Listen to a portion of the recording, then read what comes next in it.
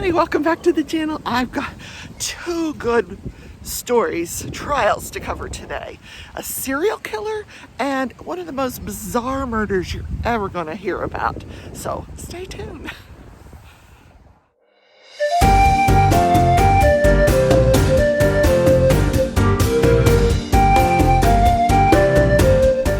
Good morning, everybody. Welcome to another edition of Crafting and Crime Daily. Today is National Day of Giving. Last week was Thanksgiving, and then we had all the sales where we were buying for all of our loved ones for Christmas, right? Not for ourselves, for our loved ones, or maybe a thing or two for ourselves. But today is the day to donate to a charity. Crochet something like this cowl. Donate it to the homeless if you don't like it. This is the one I was talking about yesterday that I said I didn't like. So I thought I'd wear it, then I'm going to donate it. This is the day of giving. If you have some extra coats that you're not wearing anymore, this is a great time to donate them to your local shelter. So, just saying. Or you could drop off some dog food at the local animal shelter.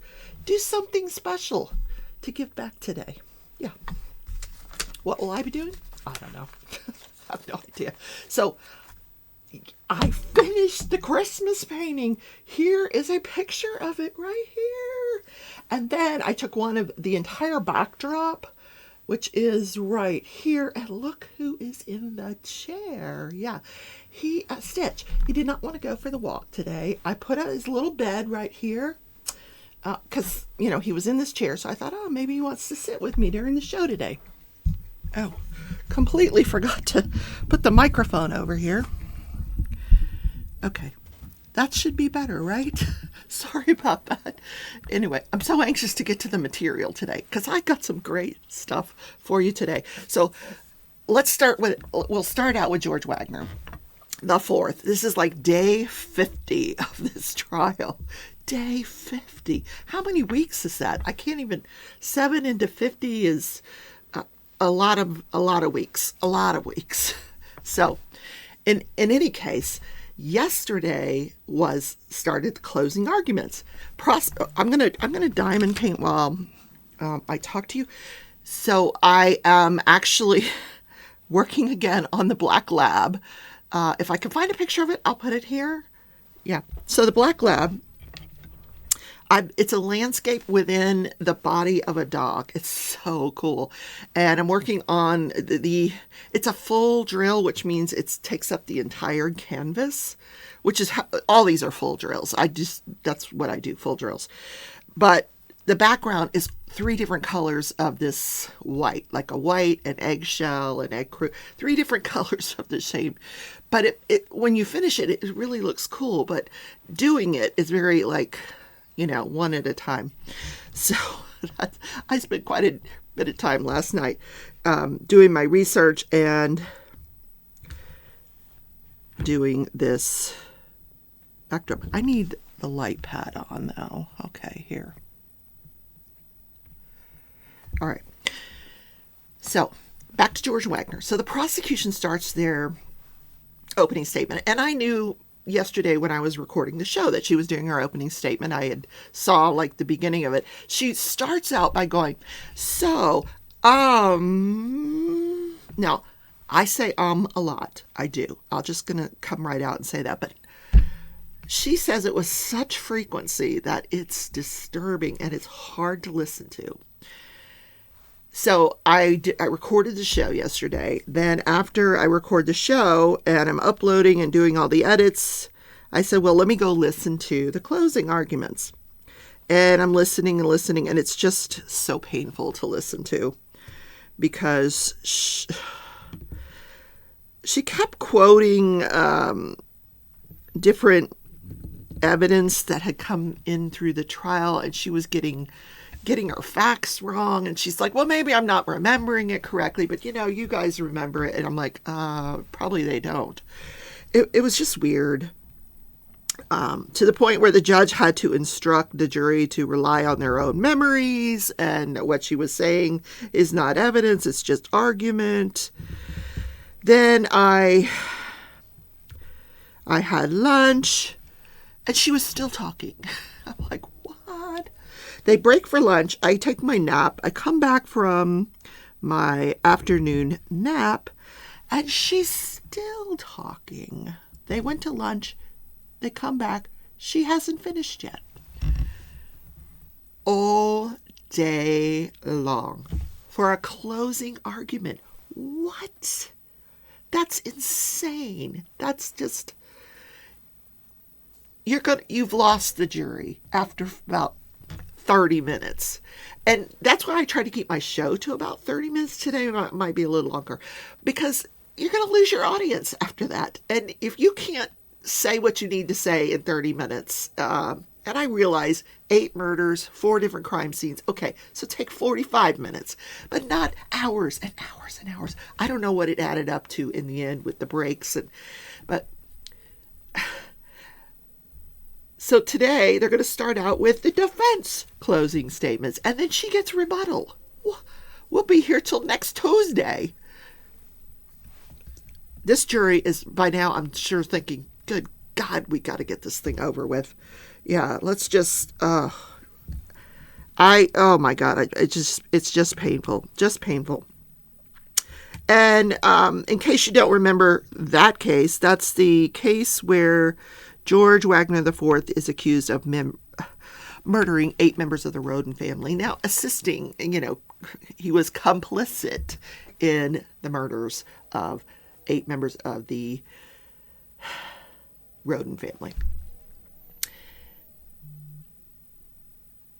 His mother testified against him, his brother testified against him, and his father's going on trial next year for the same crimes. And I will tell you, the evidence is very, very circumstantial and very, very weak. So, I don't know how much the jury is paying attention and what they will come back with, but I think it's just a toss of a coin here. Seriously. In any case, let's get on to the more interesting stuff. This is the new trial with the Border Patrol agent, Juan David Ortiz. Now, I have not practiced rolling my R's, but I will. Before the end of this trial, I'll be speaking Spanish because, wow. In any case, he is accused of murdering Melissa Ramirez, and one of the witnesses was pronouncing her name Melissa. I thought it was Melissa Ramirez. I like the pronunciation, Melissa. That's pretty. Claudine Nuela, Lucinda Hernandez, and Janelle Ortiz. 4 women, all prostitutes. And this is it takes place in Texas, in the outskirts of Laredo, in a county called Webb County. I am not familiar with this, but because Texas is a huge state. And all during the month of September of 2018. I need coffee. And he's also charged with threatening another person, which was Erica Pena. Hold on one second. Yeah. I got my Game of Thrones cup. Look, it turns white when it's hot. It's a black cup. Isn't that cool? I know. I have been fighting off a cold. I'm managing to fight it off. A good immune system. So, yesterday they had the opening statements, and the prosecution argued that each one of these was a separate murder where the women were shot. What happens is he picks up, Juan David Ortiz picks up a prostitute, Erica Pena. Now, Erica testified yesterday, so I'm going to combine all this, the openings and Erica's testimony. Juan, he picks her up. Now, she knew him. He was a customer of hers. She had been with him before. Once in a hotel, several times in his home. Now, he's married and has children. She knew this. She also knew that he was a Border Patrol agent. Not at first, not when she first met him, but after a while, she knew he was a Border Patrol agent. He would pick her up. And on this particular occasion in September of 2018, he picks her up. Now, some of her friends, other prostitutes, have already been found murdered. And she's aware of this. And this is in the back of her mind, because why wouldn't it be? That, it's pretty horrifying. Three of your fellow prostitutes have been murdered. Yeah. So he picks her up and he takes her to get drugs. Now, she is, oh my goodness, she has been arrested like 10 or 15 times in her lifetime. She's a full-time prostitute. And she didn't want to say that. She's like, I'm an escort. And they're like, well, what do you mean you're an escort? They had to like pry it out of her. And finally, defense on the cross-examination is like, you're prostituting, right? Let's just call a spade a spade. And she's like, yeah. So she's been arrested for resisting arrest, terrorist threats, and violent offenses. Never served any time in prison. Never. 2 years probation. She violated her probation. Never served any time in prison. Says she'd been sober for a year, but she's on methadone. Now, her drug of choice back in the day was heroin and crack cocaine. So Juan picks her up, and she calls him David. David picks her up, and he takes her to purchase cocaine. And one of the questions was he doing this with you? Oh, no. He would drink beer with her, but he wasn't doing the drugs. But he would pay for it. He'd give her money. She'd go in. He'd drive her to the place where she bought her drugs. He'd give her the money. She'd go in, purchase the drugs, come back out. So on this occasion, he did the same thing, gave her the money. She comes out with her heroin. He takes her to his home. They go into the house where she is, doing whatever you do with the heroin. She's, getting her fix. And they're talking about the murders of her friends. And she said, as soon as they got in the house, he started acting kind of strange. And then when they were talking about that, she said his whole demeanor changed to the point where she got really scared about his affect. And she said she needed to go outside and smoke. So she goes outside and she vomits. That's how upset she was by this. She comes back in and she says, can you just take me back home? And he's like, maybe you just need to eat something, because he still wanted to have sex with her. He hadn't had sex with her yet. And she's like, yeah, maybe I do. She recognized an opportunity here. She's like, yeah, maybe I do need to eat something. So they get into his Dodge Ram, and he takes her for a hamburger. But instead of like going through the drive-thru, he parks in back of this hamburger joint and proceeds to get a gun out and puts it to her head. Then there's a struggle. Somehow her shirt comes off in this struggle, and she runs off in her bra. So the next thing we hear from is this trooper, So we have the opening statements, we have the testimony of Erica, and then we have this trooper. It's all kind of combined. So this trooper is gassing up his vehicle at the local, around here we call it quick trip. I don't know what they call it over there, but one of those local gas stations where you can buy a hot dog and a cup of coffee. So he's gassing up his vehicle, and she runs up to him. She's in her bra, a pair of pants, and she's hysterical. And we get to see video footage from the store. Maybe it was at Casey's. I don't remember. Video footage. They have great pizza, by the way.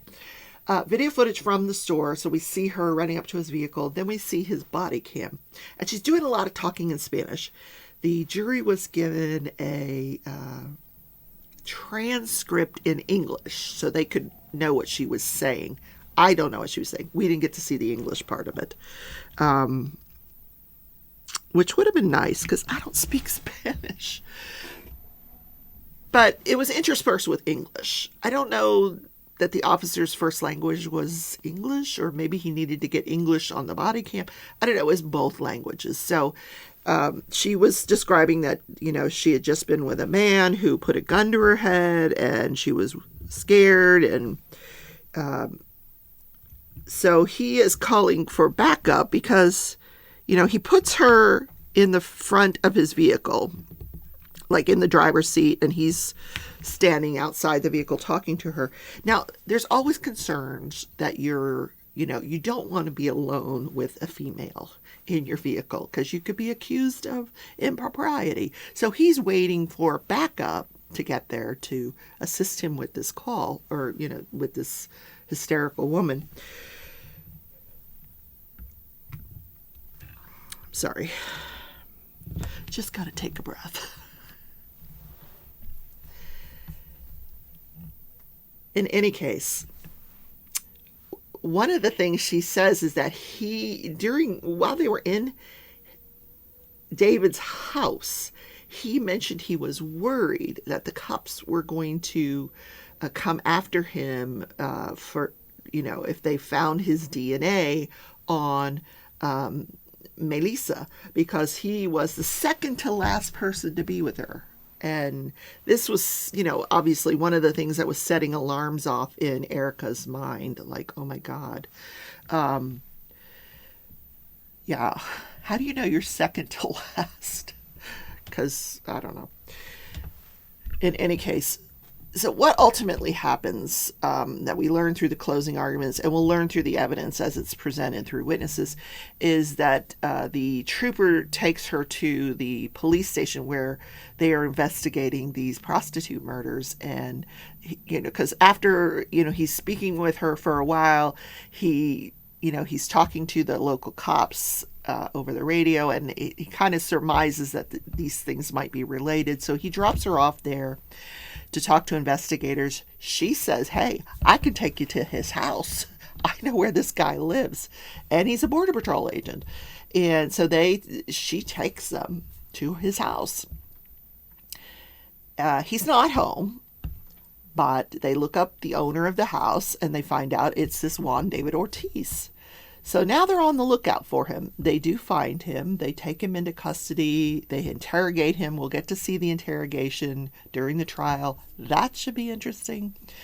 My understanding is he does, after, and this is part of the defense's opening statement, he does what they call a false confession. Of course it's a false confession. Because he had already been there like 9 hours, 10 hours. He'd already been there all day long. And he just wanted, he was exhausted. And they kept saying, well, go easy. We'll make this easier for your family. And if you just confess. So he confesses to these murders. And they're like, well, is there anything else you want to tell us? And he's like, yeah, there's another one you don't know about. They knew about the 3. There's another one you don't know about. And he actually takes them to her body. What? So I'm thinking, why are we here? What? How is that a false confession? Well, the way the defense argued on opening was that the evidence is going to show that he was a supervisor in the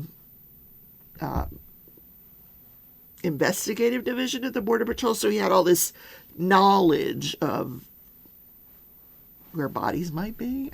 I don't know. So I guess it was a lucky guess. He said, my client's a war vet. He was suffering from PTSD. He was suicidal. They were putting him on this medication that had these horrible side effects. Blah, blah, blah. Going to be an interesting trial. So that was yesterday. Interesting. Okay. And Erica was an interesting witness. She, I'm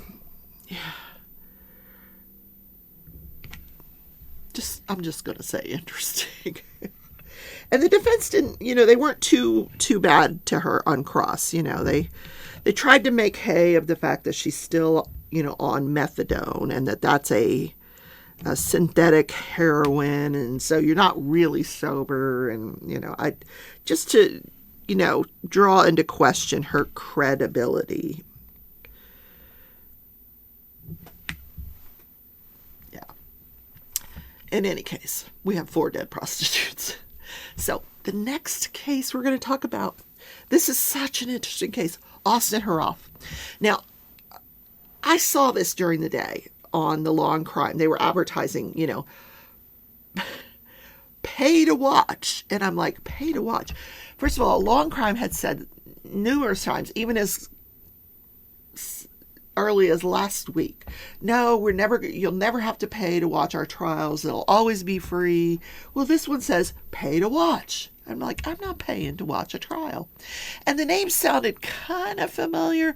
It said, the Face Eater trial. And I'm like, Austin Harrouff, this sounds very familiar. But I said, I am not going to pay to watch a trial. I'm covering the other new one, So, and then I had a subscriber that asked me a question, what do you think? And I thought, let me look into this because it sounds very familiar. So I read the caption and the description of the murder, and I'm like, oh, alarm bells went off in my head. I'm like, oh, I know this one really well. Austin Harrouff, he was born in December 21st, 1996. So 26 years old at the time yesterday of his trial. He lives in Palm Beach County.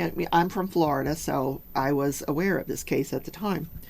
I lived in Palm Beach County when this happened. His parents were a dentist and a pharmacist. So he lived in Palm Beach County is full of millionaires, billionaires. This is where Trump lives. These people are rich. He lived up in Jupiter. Jupiter, gorgeous, beautiful. I'm telling you. And lots of money up there. So not that that's neither here nor there. So Austin, he was a big guy. He went through high school, excellent grades in all honors classes, doing great in his honor classes. He gets a letter that he's accepted to FSU. He goes to Florida State University for his freshman year. He's doing well. So everyone thinks. Personally, privately, he was keeping a journal. He was not doing so well. He starts drinking heavily. He's using a drug for ADHD. He is abusing, and he's abusing it. He is using other drugs, other substances, wild mushrooms. He's just marijuana. He's just completely, he spent most of his freshman year drunk, blackouts, the whole thing. So he comes home for the summer, and his behavior is bizarre that summer. Very bizarre. He's patrolling the house at night. He's not sleeping, just doing crazy things. But his family doesn't get him evaluated. They don't go take him to a psychologist now. They had planned to, but they didn't do it. So on August 15th of 2018, Austin goes over to his friend's house and knocks on the door, and he's acting really bizarre, and his friend says, hey, what's going on? And he says, hey, what year was I born? And he tells him, 1996. And Austin just says, okay, thanks, goes on his way. So this guy, he's really worried about his friend. He's like, what the heck was that? So he calls his friend Austin back. He says, hey, come on over, let's go to the beach. So he goes to the beach. Austin calls up his sister, Haley. She meets him at the beach. And as soon as I get down there, Austin says, I'm going to go home and I'm going to change clothes. And so the day proceeds, and he's just acting just weird. He comes back to the beach. He's dressed inappropriately for the beach, and nobody knows what's going on with him. His behavior is really wild. So that night, his sister and his father and his father's girlfriend at the time, they all go out and Austin and his friend, they go out to a restaurant called Duffy's. It's a sports bar where they have burgers and wings, and it's a really good restaurant. I loved it, Duffy's. So they go to Duffy's, and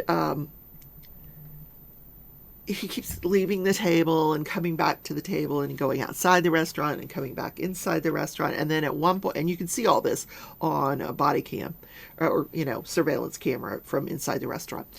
And he, at one point on the camera, you can see him getting into an argument with his father and shoving him. They're in this corner booth of the restaurant, and you actually see him shove his father. Then he gets up and he leaves the restaurant.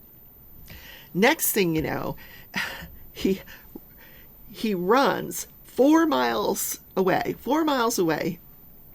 He is walking through this neighborhood, and there's a garage door that's open. This is the home of Mischon and her husband, John Stevens. Now, Michelle is 57 years old. So she and her husband, this is what they did. They would open their garage each evening. The neighbors would come by. They'd sit. They'd have cocktails, snacks. It was just like a little place to hang out. And everybody in the neighborhood would come, and they would all hang out. So that night, across the street, a neighbor, Jeff Fisher, he is in his home, and he hears this loud scream, and he says, "Oh my God," and he looks out the window and he sees Michelle, and so he rushes to her aid, and when he gets to her across the street to her house, she's being attacked by Austin. And he's just beating the crap out of her. So Jeff tries to break it up, and Austin stabs him like 5 times. So Jeff runs because he's like, "Oh my God, this guy's going to kill me, and I need to get help." So he thinks that the guy is following. He thinks Austin is following him. So he runs home thinking that Austin is chasing after him. Well, Austin was not chasing after him. He went back to Michelle. So Jeff gets home, he calls 911. If you listen to the 911 call, he's quite disturbed. He's like, "I'm bleeding all over the place. My neighbor, she's being beat up. I don't know this guy. He's just acting crazy." And, so 911 is called. They're on the way.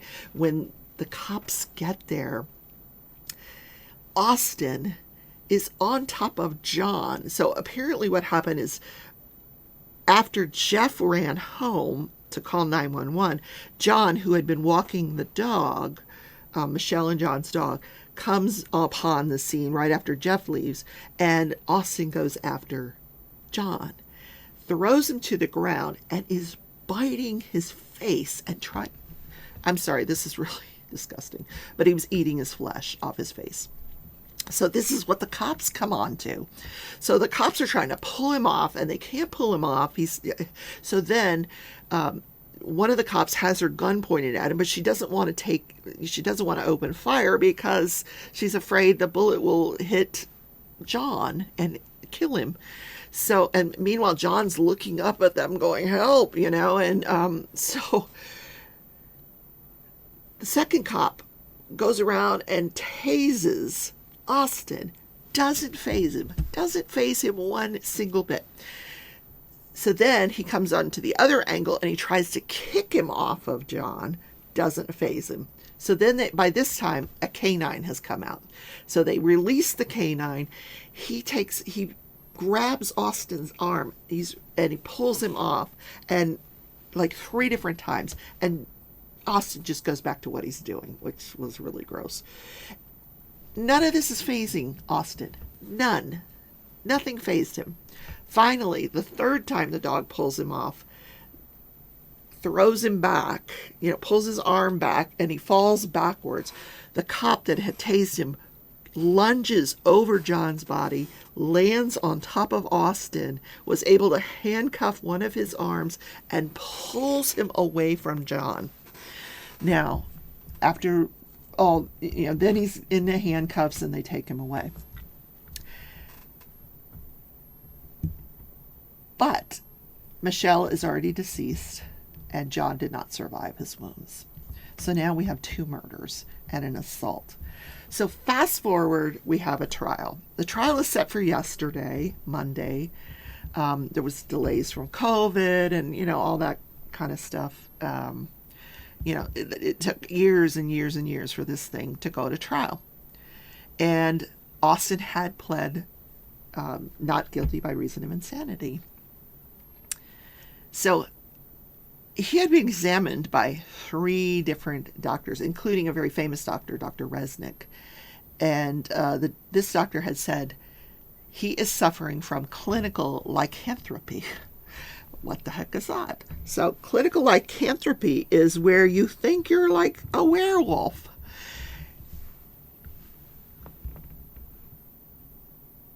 And all three doctors concluded the same thing, that he was insane at the time that he committed these murders. And the reason they said that is because even people that have mental health issues have a survival instinct, and he had none. Like when he was tased, when he was kicked, there was no instinct to protect himself. He just kept doing what he was doing. It didn't faze him. He was growling and acting like he was a dog, and it was just the most bizarre thing that anyone had ever seen. Even for me to describe it, I'm like, what? I was afraid I was going to have nightmares last night. It just very, very bizarre. So fast forward, trial comes yesterday, and everybody, law and crime's pay to watch. Well, here's what happens when the trial starts. The prosecution gets up and tells the judge, "We have a stipulated order here. The defense, with the defense, we've come up with an order. Because here's what happened. Austin waived a jury trial. He just wanted the trial by the judge. Okay.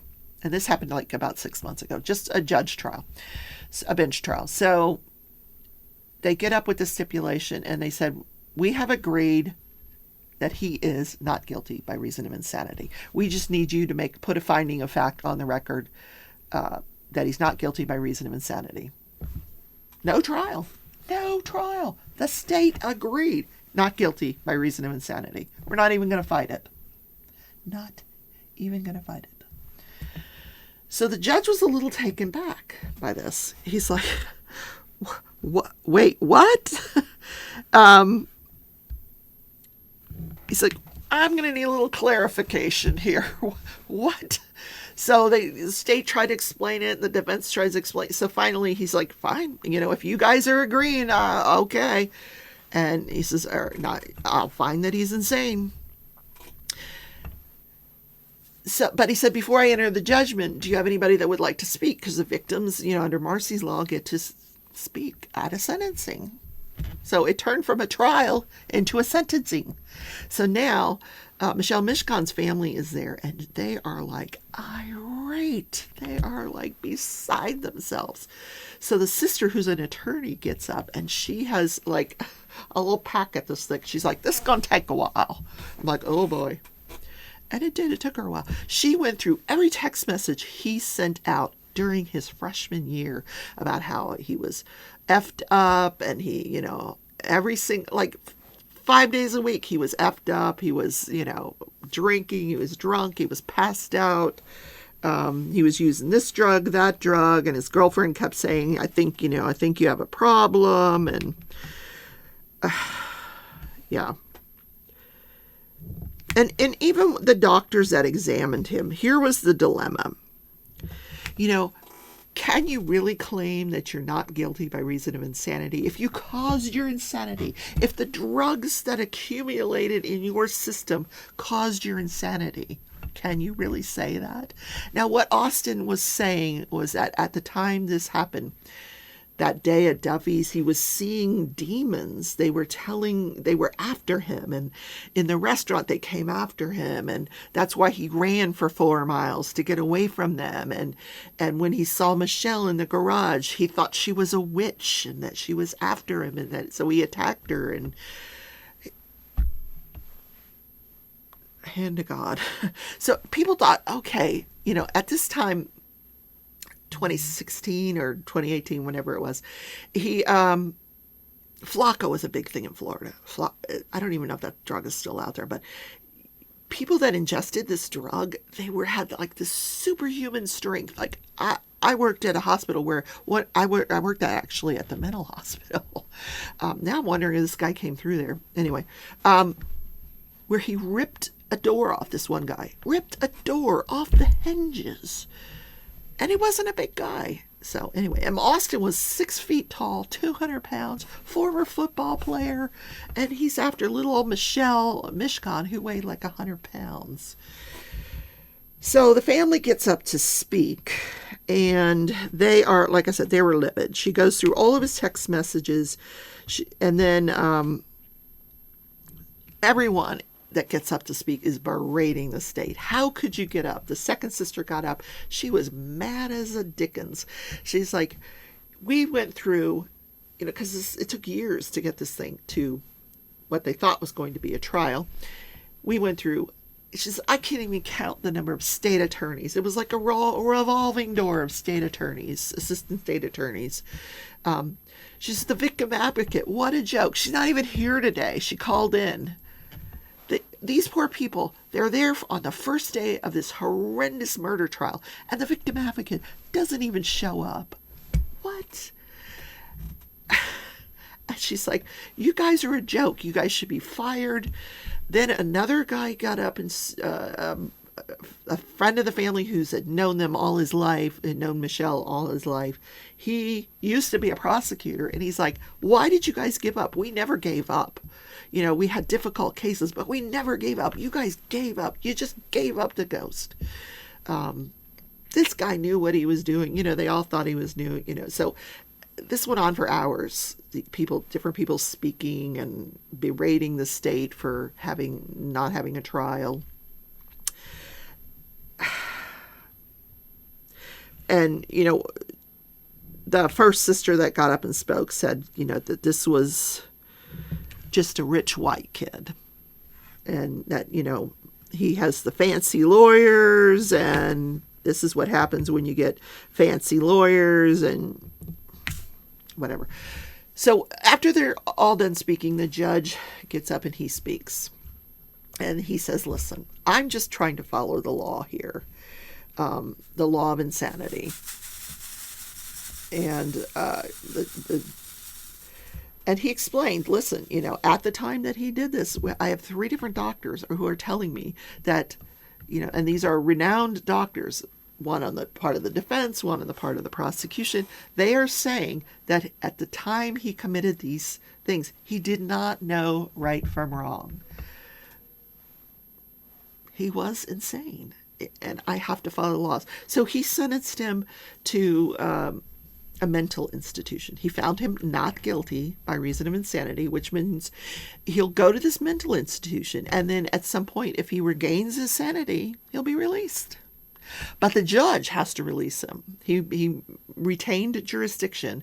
If they ever decide that they want to let him out of this mental institution, they'll have to bring him, take him back to the jail. The jail will bring him to the court. They'll have a hearing, and the judge will decide whether he gets released or not.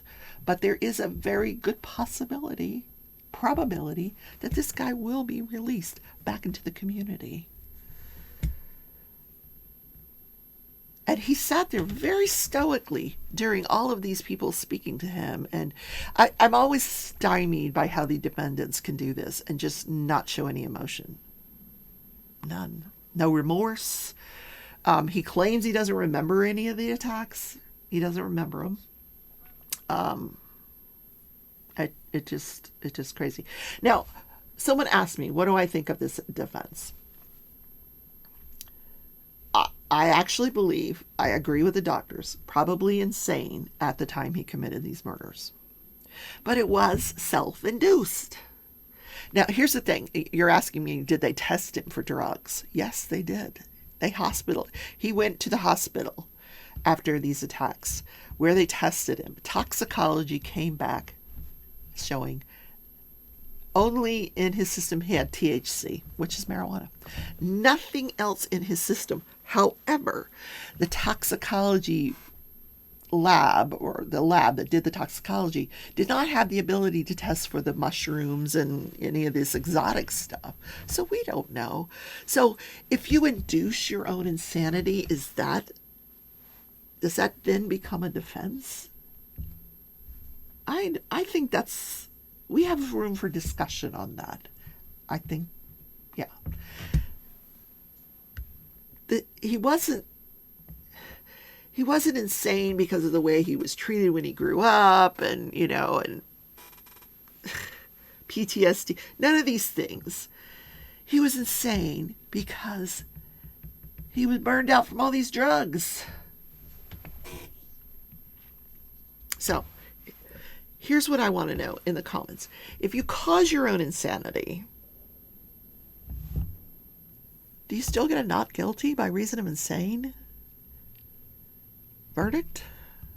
I don't know. And it was a question those doctors raised. However, the judge had to follow the law. He was found not guilty by reason of insanity. A crazy end to just a wild, wild story. Crazy end.